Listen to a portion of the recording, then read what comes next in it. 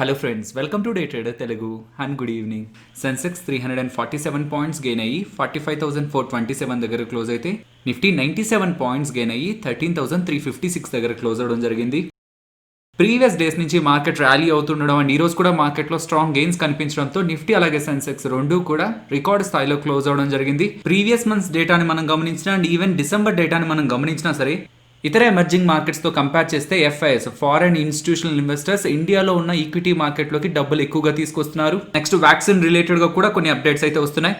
Pfizer అలాగే AstraZeneca వాళ్ళు ఇండియాలో క్లినికల్ ట్రయల్స్ చేయకుండా ఆ వ్యాక్సిన్స్ ని వేరే దేశాల నుంచి ఇంపోర్ట్ చేసుకుని డిస్ట్రిబ్యూట్ చేసి ఇక్కడ అమ్మడానికి DCGI అనుమతి కోరుతున్నారు. సో ఎమర్జెన్సీ యూజ్ ఆథరైజేషన్ కోసం అప్లై చేసుకున్నారని కూడా ప్రెసెంట్ అయితే అప్డేట్ ఉంది. ఇలా ఇండియన్ రెగ్యులేటర్స్ వాళ్ళు ఎమర్జెన్సీ యూజ్ ఆథరైజేషన్ ప్రొవైడ్ చేసినట్లయితే ఇంకా త్వరగా వ్యాక్సిన్ మార్కెట్లోకి అందుబాటులోకి వస్తుంది. కాబట్టి అది ఇంకా ఎకానమీ ఒక కండిషన్ ని బెటర్ గా చేస్తుందనే ఒక పాజిటివ్ హోప్స్ కూడా మార్కెట్లో అయితే కంటిన్యూ అవుతున్నాయి. నెక్స్ట్ బర్గర్ కింగ్ IPO గురించి మాట్లాడుకోవాలి. ఇఫ్ ఇన్ కేస్ మీరు ఈ IPOని అప్లై చేసినట్లయితే ఈ IPO మీకు అలాట్ అయిందా లేదా అన్నది మీకు డిసెంబర్ 9th తెలుస్తుంది. సో నవంబర్ 9th ఈ డేటా ఎప్పుడైతే మనకి రిలీజ్ అవుతుందో వెంటనే నేను మీకు అది టెలిగ్రామ్ లో అప్డేట్ చేయడానికి ప్రయత్నిస్తాను విత్ ఈ వెబ్సైట్ లింక్ తో పాటు.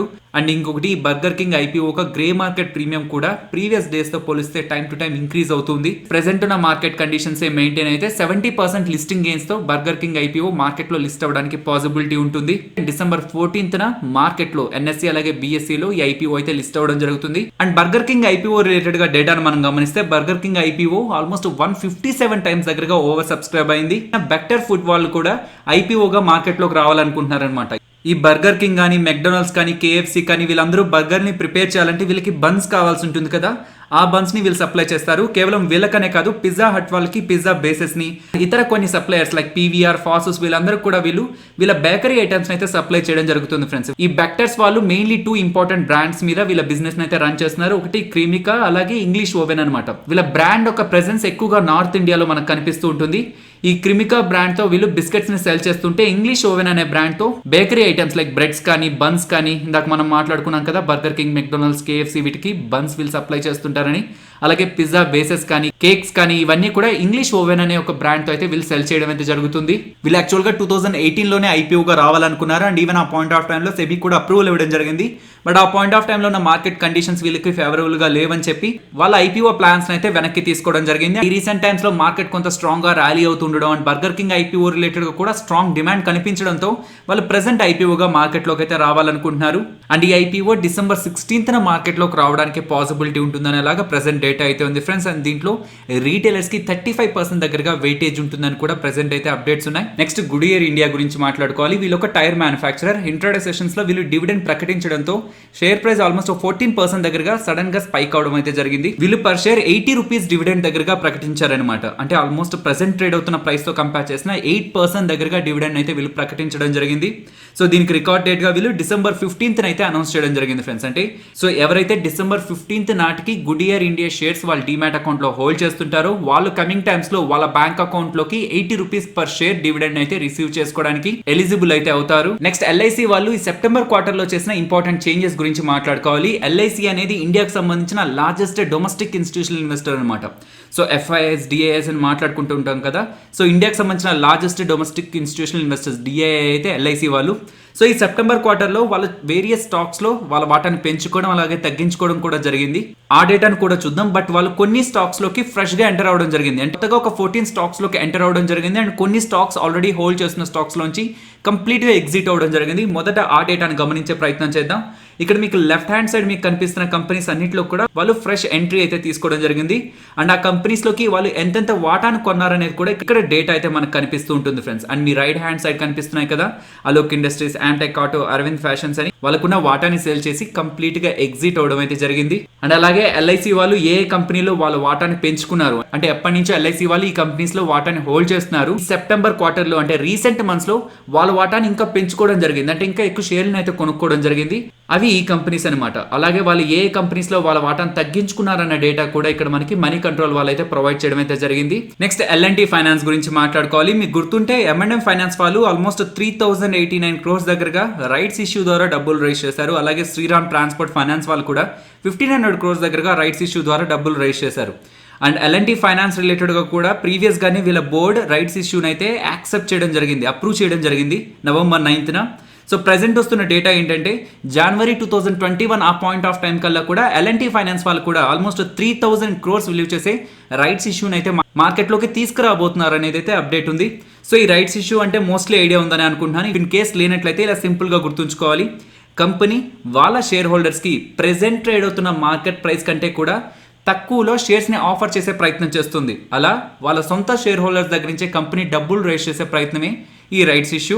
కేవలం షేర్ హోల్డర్స్ మాత్రమే ఆ కంపెనీకి సంబంధించిన రైట్స్ ఇష్యూలో పాల్గొనాల్సి ఉంటుంది. సో వీళ్ళ షేర్ హోల్డర్స్ కి ఎంత డిస్కౌంట్ లో L&T ఫైనాన్స్ షేర్స్ ని ఆఫర్ చేయబోతున్నారు అండ్ రికార్డ్ డేట్ ఏంటి, ఇవన్నీ కూడా ఫ్యూ డేస్ లో అయితే అప్డేట్ అవుతాయంటున్నారు. HDFC బ్యాంక్ గురించి మాట్లాడుకోవాలి. HDFC బ్యాంక్ రిలేటెడ్ గా మనం చాలా డేస్ బ్యాక్ ఒక అప్డేట్ మాట్లాడుకున్నాం. లైక్ వాళ్ళ నెట్ బ్యాంకింగ్ కానీ, డెబిట్ కార్డ్ కానీ, క్రెడిట్ కార్డ్ కానీ, UPI అలాగే ఇలాంటి డిజిటల్ ట్రాన్సాక్షన్స్ అన్ని కూడా ఒక పాయింట్ ఆఫ్ టైమ్ లో టెక్నికల్ రీజన్స్ తో ఫెయిల్యూర్ అవడం జరిగింది. అంటే HDFC బ్యాంక్ కస్టమర్స్ అందరూ కూడా డిజిటల్ ట్రాన్సాక్షన్స్ ఒక పాయింట్ ఆఫ్ టైమ్ లో చేయలేకపోయారు. దాని తర్వాత రీసెంట్ టైమ్స్ లో మనం వీడియోస్ చేయలేదు కదా. ఆ పాయింట్ ఆఫ్ టైమ్ లో ఒక టైంలో మనకి RBI వాళ్ళు ప్రీవియస్ గా ఉన్న డిజిటల్ గ్లిచెస్ ని ఆధారంగా చేసుకొని వీళ్ళ డిజిటల్ ట్రాన్సాక్షన్స్ రిలేటెడ్ గా ఒక నోటీస్ అయితే ఇవ్వడం జరిగింది friends.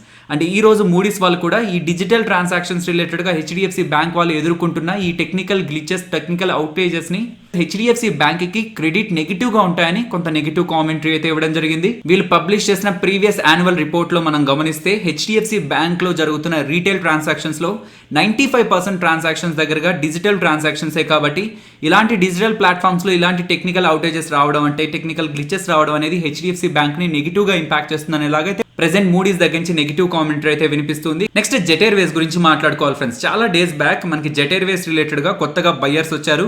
Gulf based business man అయిన లాల్ జలాన్, అలాగే లండన్ బేస్డ్ కంపెనీ అయిన కల్రా క్యాపిటల్ వీళ్ళు జెట్ ఎయిర్వేస్ కున్న అప్పుల్ని కొంత తీర్చి జెట్ ఎయిర్వేస్ ని కొనే ప్రయత్నం చేస్తున్నారు. వీళ్ళు ఈ ప్రాసెస్ ని ముందుకు తీసుకువెళ్తూనే ఏవియేషన్ మినిస్ట్రీ అలాగే DGCA వీళ్ళిద్దరితో కూడా మళ్ళీ జెట్ ఎయిర్వేస్ ఒక ఫంక్షన్ ని స్టార్ట్ చేసినట్లయితే ఎయిర్పోర్ట్ లో వాళ్ళకి స్లాట్స్ కావాల్సి ఉంటుంది కదా. ఆ స్లాట్స్ రిలేటెడ్ గా వీళ్ళు ప్రెసెంట్ డిస్కషన్స్ చేస్తున్నారని అండ్ వీళ్ళు ప్లాన్ చేస్తున్నదే జరిగినట్లయితే 2021 సమ్మర్ ఆ పాయింట్ ఆఫ్ టైం కి జెట్ ఎయిర్వేస్ మళ్ళీ తన ఆపరేషన్స్ ని మొదలు పెడుతుందనేలాగైతే ప్రెసెంట్ అయితే అప్డేట్ ఉంది. ఫ్రెండ్స్ మీకు గుర్తుంటే September 12th ఆ పాయింట్ ఆఫ్ టైం లో మనకి సెబీ వాళ్ళు మ్యూచువల్ ఫండ్స్ లో that multi cap funds related గా కొన్ని ఇంపార్టెంట్ స్టేట్మెంట్స్ అయితే చేయడం జరిగింది. So multi cap mutual funds వాళ్ళు ఎక్కువగా లార్జ్ క్యాప్ స్టాక్స్ లోనే ఇన్వెస్ట్మెంట్ చేస్తున్నారు. అలా కాకుండా లార్జ్ క్యాప్, మిడ్ క్యాప్ అలాగే స్మాల్ క్యాప్ కి ఈక్వల్ వెయిటేజ్ ఇవ్వాల్సి ఉంటుందని సెబీ వాళ్ళు అయితే సెప్టెంబర్ లో అయితే మనకు అప్డేట్ చేయడం జరిగింది. అండ్ దీనికి గాను ఏవేవి లార్జ్ క్యాప్ స్టాక్స్ అలాగే మిడ్ క్యాప్ స్టాక్స్ అలాగే స్మాల్ క్యాప్ స్టాక్స్ అనే ఒక డేటాని AMFI association of mutual funds of India వాళ్ళు రిలీజ్ చేస్తారు. AMFI వాళ్ళు ఈ డేటాని January 5th అయితే మనకి రిలీజ్ చేస్తారు ఫ్రెండ్స్. సో అక్కడి నుంచి 30 days అయితే సెబీ టైం ఇవ్వడం జరిగింది. అంటే మోస్ట్లీ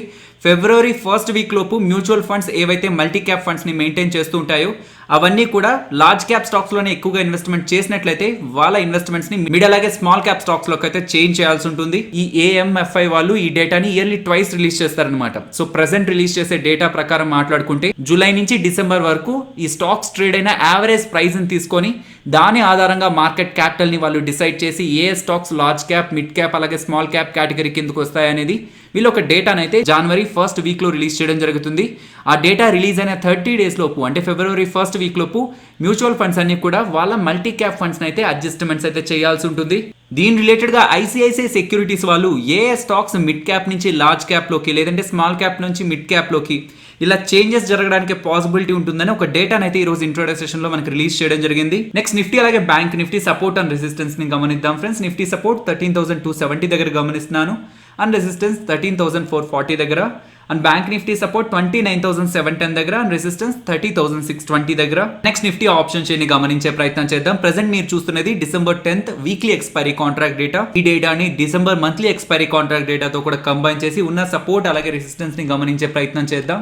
ప్రెసెంట్ ఉన్న డేటాని మీరు కొంత జాగ్రత్తగా గమనిస్తే ప్రెసెంట్ ఉన్న లెవెల్స్ నుంచి టాప్ సైడ్ కి వెళ్తుంటే 13,500 దగ్గర గమనించండి ఫ్రెండ్స్. ఇంట్రాడేలో 4,80,000 ఓవరాల్ గా 30 lakh ఓపెన్ ఇంట్రెస్ట్ అయితే 13,500 కాల్ స్ట్రైక్ ప్రైస్ దగ్గర అయితే ఫామ్ అవడం జరిగింది. దీన్ని మనం డిసెంబర్ మంత్లీ ఎక్స్పైరీ కాంట్రాక్ట్ డేటాతో కూడా కంబైన్ చేసి చూసే ప్రయత్నం చేద్దాం. సో 13,500 లెవెల్ దగ్గర మీరు గమనిస్తే ఓవరాల్ గా 20 lakh ఓపెన్ ఇంట్రెస్ట్ అయితే ఫామ్ అవడం జరిగింది. ఇంకా మిగతా ఏ లెవెల్ దగ్గర మనకు అంత ఓపెన్ ఇంట్రెస్ట్ కనిపించట్లేదు. కాబట్టి వీక్లీ అలాగే మంత్లీ ఎక్స్పైరీ కాంట్రాక్ట్ డేటాస్ లో ఉన్న డేటాను కంబైన్ చేస్తూ ఆప్షన్ చైన్ ప్రకారం నిఫ్టీ ఇక్కడి నుంచి టాప్ సైడ్ కి మూవ్ అయ్యే ప్రయత్నం చేస్తే 13,500 అనేది ఇమీడియట్ రెసిస్టెన్స్ గా నిఫ్టీ ఫేస్ చేయడానికి పాసిబిలిటీ ఉంటుంది. అండ్ ప్రెసెంట్ ఉన్న లెవెల్స్ నుంచి మనం డౌన్ సైడ్ గమనిస్తే వీక్లీ ఎక్స్పైరీ కాంట్రాక్ట్ డేటాలో మీరు 13,300 దగ్గర గమనిస్తే ఇంట్రాడేలో 20 lakh అరౌండ్ ఓపెన్ ఇంట్రెస్ట్ అయితే ఫామ్ అయింది. సో 13,300 కంటే మార్కెట్ కిందకి వెళ్ళదు అని డిసెంబర్ 10 వీక్లీ ఎక్స్పైరీ కాంట్రాక్ట్ డేటాలో పుట్ రైటర్స్ అయితే స్ట్రాంగ్ గా బిలీవ్ చేస్తున్నారు. ఇమీడియట్ గా 13,300 ని మనం ఒక ఇంపార్టెంట్ సపోర్ట్ గా అయితే గమనించవచ్చు. ఫైనలీ ఇది ఫ్రెండ్స్ మన వీడియో నచ్చిందా? నచ్చితే వీడియోని లైక్ చేయండి ఫ్రెండ్స్. అండ్ ఈ వీడియో మన వాళ్ళకి యూజ్ అవుతుంది అనుకుంటే తప్పకుండా మన వీడియోని మన వాళ్ళతో షేర్ చేయండి. అండ్ మన ఛానల్ని సబ్స్క్రైబ్ చేయనట్లయితే ఛానల్లో ఉన్న వీడియోస్ని ఒకసారి గమనించండి. ఇఫ్ ఇన్ కేస్ ఆ వీడియోస్ మీకు నచ్చితే ఛానల్ని సబ్స్క్రైబ్ చేసి పక్కనే ఉన్న బెల్ ఐకాన్ క్లిక్ చేయండి. మరొక ఇంట్రెస్టింగ్ వీడియోతో మళ్ళీ మీ ముందుకు వస్తాను. అంతవరకు టేక్ కేర్. జై హింద్.